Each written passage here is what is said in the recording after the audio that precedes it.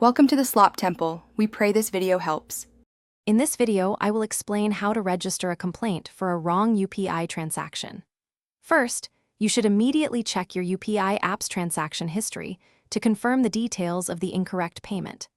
Make sure to note down the unique transaction identification number, the exact time and date, and the precise amount that was sent.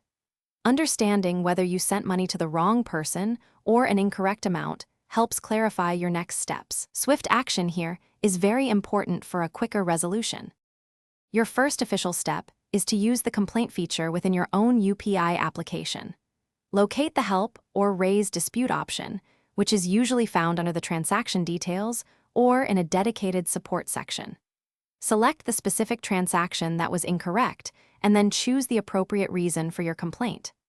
Clearly describe the error, such as sending 200 rupees instead of 20 or selecting the wrong contact. Submitting your complaint directly through the app is often the fastest initial method.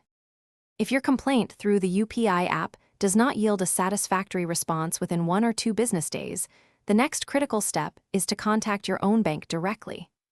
Reach out to their customer service helpline or visit a branch, providing them with all the documented transaction details. Share the unique UPI transaction identification number, the date, time, and the exact amount of the mistaken payment. Your bank can then help you further investigate the matter or initiate a formal chargeback request on your behalf. Should your bank not resolve the issue to your satisfaction, you can escalate the matter to the National Payments Corporation of India, or NPCI. Visit their official website and navigate to the Dispute Redressal Mechanism section specifically for UPI transactions. Here, you can file a formal complaint by providing all necessary details, including your previous complaint numbers from your bank and UPI app.